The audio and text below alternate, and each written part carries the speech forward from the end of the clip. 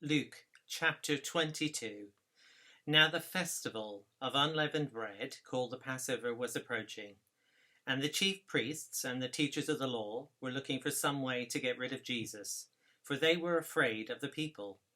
Then Satan entered Judas, called Iscariot, one of the 12. And Judas went to the chief priests and the officers of the temple guard and discussed with them how he might betray Jesus. They were delighted and agreed to give him money.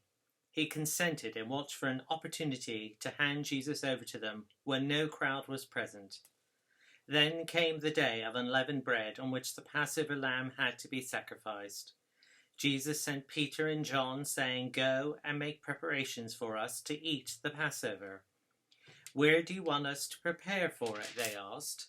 He replied, "As you enter the city, a man carrying a jar of water will meet you.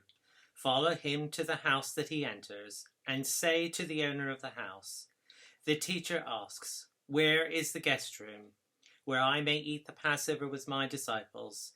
He will show you a large room upstairs, all furnished. Make preparations there." They left and found things just as Jesus had told them. So they prepared the Passover. When the hour came, Jesus and his apostles reclined at the table, and he said to them, "I have eagerly desired to eat this Passover with you before I suffer, for I tell you, I will not eat it again until it finds fulfillment in the kingdom of God." After taking the cup, he gave thanks and said, "Take this and divide it among you. For I tell you, I will not drink again from the fruit of the vine until the kingdom of God comes." And he took bread, gave thanks and broke it, and gave it to them, saying, "This is my body given for you. Do this in remembrance of me." In the same way, after supper, he took the cup, saying, "This cup is the new covenant in my blood, which is poured out for you. But the hand of him who is going to betray me is with mine on the table. The Son of Man will go as it has been decreed, but woe to that man who betrays him." They began to question among themselves which of them it might be who would do this. A dispute also arose amongst them as to which of them was considered to be greatest. Jesus said to them, "The kings of the Gentiles lord it over them, and those who exercise authority over them call themselves benefactors. But you are not to be like that. Instead, the greatest among you should be like the youngest, and the one who rules like the one who serves. For who is greater, the one who is at the table or the one who serves? Is it not the one who is at the table? But I am among you as one who serves. You are those who have stood by me in my trials, and I confer on you a kingdom, just as my Father conferred one on me, so that you may eat and drink at my table in my kingdom, and sit on thrones, judging the 12 tribes of Israel. Simon, Satan has asked to sift all of you as wheat, but I've prayed for you, Simon, that your faith may not fail. And when you've turned back, strengthen your brothers." But he replied, "Lord, I'm ready to go with you to prison and to death." Jesus answered, "I tell you, Peter, before the cock crows today, you will deny me 3 times that you know me." Then Jesus asked them, "When I sent you without purse, bag, or sandals, did you lack anything?" "Nothing," they answered. He said to them, "But now, if you have a purse, take it, and also a bag. And if you don't have a sword, sell your cloak and buy one. It is written, 'And he was numbered with the transgressors.' And I tell you that this must be fulfilled in me. Yes, what is written about me is reaching its fulfillment." The disciples said, "See, Lord, here are 2 swords. "That's enough," he replied. Jesus went out, as usual, to the Mount of Olives, and his disciples followed him. On reaching the place, he said to them, "Pray that you will not fall into temptation." He withdrew about a stone's throw beyond them, knelt down and prayed, "Father, if you are willing, take this cup from me. Yet not my will, but yours be done." An angel from heaven appeared to him and strengthened him, and being in anguish, he prayed more earnestly, and his sweat was like drops of blood falling to the ground. When he rose from prayer and went back to the disciples, he found them asleep, exhausted from sorrow. "Why are you sleeping?" he asked them. "Get up and pray so that you will not fall into temptation."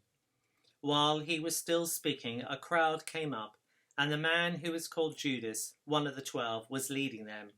He approached Jesus to kiss him, but Jesus asked him, "Judas, are you betraying the Son of Man with a kiss?"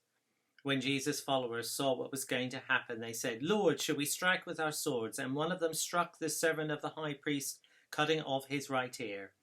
But Jesus answered, "No more of this." And he touched the man's ear and healed him. Then Jesus said to the chief priests, the officers of the temple guard, and the elders who had come for him, "Am I leading a rebellion that you have come with swords and clubs? Every day I was with you in the temple courts, and you did not lay a hand on me. But this is your hour, when darkness reigns." Then seizing him, they led him away and took him into the house of the high priest. Peter followed at a distance. And when some there had kindled a fire in the middle of the courtyard, and had sat down together, Peter sat down with them. A servant girl saw him seated there in the firelight. She looked closely at him and said, "This man was with him." But he denied it. "Woman, I don't know him," he said. A little later, someone else saw him and said, "You also are one of them." "Man, I am not," Peter replied. About an hour later, another asserted, "Certainly this fellow was with him, for he is a Galilean." Peter replied, "Man, I don't know what you're talking about." Just as he was speaking, the cock crowed. The Lord turned and looked straight at Peter. Then Peter remembered the words the Lord had spoken to him. "Before the cock crows today, you will disown me 3 times. And he went outside and wept bitterly. The men who were guarding Jesus began mocking and beating him. They blindfolded him and demanded, "Prophesy, who hit you?" And they said many other insulting things to him.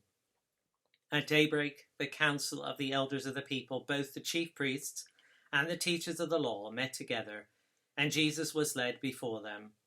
"If you are the Messiah," they said, "tell us." Jesus answered, "If I tell you, you will not believe me. And if I asked you, you would not answer. But from now on, the Son of Man will be seated at the right hand of the mighty God." They all asked, "Are you then the Son of God?" He replied, "You say that I am." Then they said, "Why do we need any more testimony? We have heard it from his own lips." This is the word of the Lord. Thanks be to God.